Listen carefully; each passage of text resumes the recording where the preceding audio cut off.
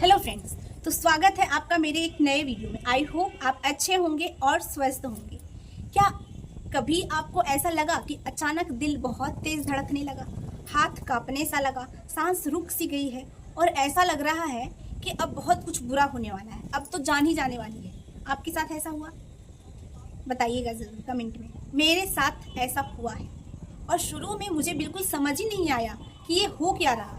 बिल्कुल भी आइडिया भी नहीं था कि मेरे साथ क्या हो रहा है। आज मैं अपनी कहानी आपसे शेयर कर रही हूँ कि शायद ये आपकी मदद करे। स्ट्रेस, आज मैं स्ट्रेस के बारे में बात करने जा रही हूँ। स्ट्रेस हर किसी को होता है, लेकिन जब ये हमारी पूरी जिंदगी को, पूरे दैनिक क्रियाकलाप को कंट्रोल करने लग जाए तो दिक्कत यहीं से शुरू होती है। मैं बताती हूँ कैसे छोटी सी बात पे गुस्सा आना, नींद ना आना, पेट का हैवी लगना या भरा भरा सा लगना और बार बार निगेटिव थॉट्स ही मन में आना, ये सारा कैसे सिग्नल्स हैं कि अब आपका स्ट्रेस पैनिक अटैक में बदलने वाला है। मुझे भी कभी लगा कि शायद मैं फिजिकली वीक हो रही हूँ, ऐसा मुझे लगा, लेकिन असल में प्रॉब्लम अंदर थी, बाहर नहीं। शरीर के अंदर नहीं, मन के अंदर प्रॉब्लम थी। मैं बताती हूँ अपनी रियल लाइफ स्टोरी का पार्ट। फिर मेरे साथ एक फेज आया जब मुझे ऐसा लगा मैं सीरियसली बीमार हो गई हूँ। पहले मुझे नॉर्मल सर्दी खांसी हुई, तीसरे दिन मुझे फीवर आ गया। एक हफ्ता बीता, उसके बाद शरीर पूरा थरथराने सा लग गया, बुखार हुआ, बहुत कमजोरी, एक्सेस कमजोरी। मैं सदर अस्पताल गई, वहाँ पे मैंने बताया मुझे 1 हफ्तों से जुकाम खांसी बुखार है, तो उन्होंने मलेरिया डेंगू और विडल टेस्ट लिखा। सारा टेस्ट हुआ, सभी रिपोर्ट्स नॉर्मल निकली। उसके बाद मैं घर आ गई। मुझे लगा कि अब तो सब नॉर्मल ही है, तो फीवर तो नहीं आना चाहिए, अब दवा खाऊंगी 1 वीक तक तो ठीक हो जाऊंगी। लेकिन फीवर आता ही रहा, बस लो ग्रेड 98 99।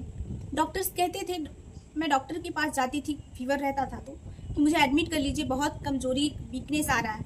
तो डॉक्टर्स कहते थे ये फीवर तो है ही नहीं, लेकिन मेरा पूरा बॉडी गर्म रहता था।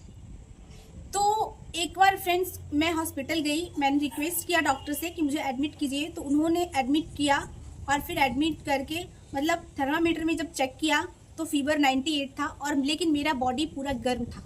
तो नर्स ने फटाफट मतलब पैरासीटामोल का इंजेक्शन चढ़ाया और उस वक्त मुझे लगा कि शायद कोई बड़ी बीमारी हो गई है। पैरासीटामोल तो चढ़े, सलाइंस, कई सारे इंजेक्शंस लगे, लेकिन फीवर तब भी वही का वही रहा। मैं सदर अस्पताल से डिस्चार्ज हुई और दूसरे प्राइवेट हॉस्पिटल में गई, वहाँ 3 दिन तक भर्ती रही। तो वहाँ भी यही सलाइन, इंजेक्शन, पैरासीटामोल।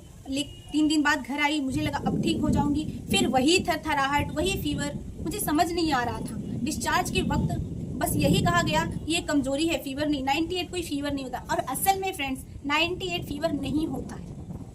ये सिर्फ मुझे एहसास हुआ कि ये सिर्फ फिजिकल इशू नहीं है, मेरे माइंड का सिग्नल था। स्ट्रेस और पैनिक ने मेरे पूरे बॉडी सिस्टम को डिस्टर्ब कर दिया था, टेम्परेचर से लेकर के हार्ट बीट तक। आप समझ सकते हैं, जिनको भी पैनिक अटैक, एंजाइटी अटैक आता है वो समझते होंगे इसे। उस वक्त मैंने खुद को संभालने के लिए बहुत कुछ चीज़ें अपनाई।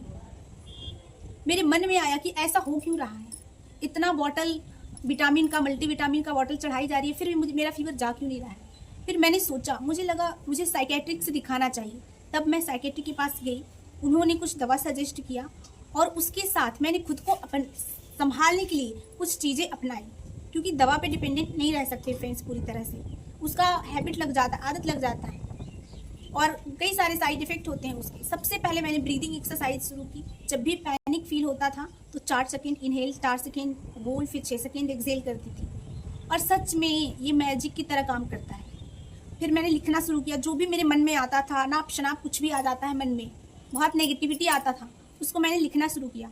रोज़ 5 मिनट में अपने थाट्स को लिखती थी, कैसे मेरा दिन गुजरा वो मैं लिखती थी, और कैसे अगला दिन गुजरने वाला, मेरी प्रायोरिटी लिस्ट क्या होगी उसको मैं लिखती थी। और प्रॉपर अभी करीब हो गए हैं 1 महीने, मैंने फिक्स रूटीन बनाया। सुबह एक्सरसाइज, मेडिटेशन, कपालभाति, अनुलोम विलोम, ब्रीदिंग एक्सरसाइज, और अभी पढ़ाई तो नहीं, क्योंकि पढ़ाई अभी नहीं हो पा रही है, अभी फोकस नहीं है। और सबसे ज़रूरी है फ्रेंड्स कि अपनी फीलिंग्स शेयर करना, सबसे ज़्यादा ज़रूरी है ये। स्ट्रेस आधा वहीं ख़त्म हो जाता है। तो मेरी स्ट्रेस से लेकर के पैनिक डिसऑर्डर तक की जर्नी ये थी। स्ट्रेस और पैनिक अटैक ये हमारी जर्नी का हिस्सा हो सकते हैं। सबको आता है, कॉमन एंजाइटी सबको होता है। जब हम डरे हुए होते हैं तो हमारे पेट में गुड़गुड़ सी होती है, तो ये कॉमन एंजाइटी ही तो है, स्ट्रेस ही तो। अगर मैं इससे बाहर निकल सकती हूँ तो आप भी निकल सकते हैं। यदि आपको भी पैनिक अटैक आता है तो अगली बार जब आपको लगे कि सब खत्म हो रहा है, जान जाने वाली है, कुछ बुरा होने वाला है, तो खुद को याद दिलाइए ये बस एक फेज है और ये ख़त्म हो जाएगा, ये बस एक वेव है, बीत जाएगा और आप और हम स्ट्रांग हैं। आप अपने दिमाग को समझा सकते हैं ऐसा करके। सबसे जो चालाक है, सबसे जो स्ट्रांग है, वो है हमारा दिमाग और उसी को समझाना है। अगर आपके साथ भी ऐसा हुआ है तो कमेंट में अपना एक्सपीरियंस लिखिए, और नहीं हुआ है तो भी लिखिए। अच्छी बात है आपको नहीं हो ऐसी चीज़ें, हो सकता है आपकी कहानी किसी और के लिए हिम्मत बन जाए। जैसे मैंने अपनी कहानी शेयर की, आप भी अपनी कहानी शेयर करिए। थैंक यू वीडियो देखने के लिए, और ऐसे वीडियो अच्छी लगी हो तो शेयर करिएगा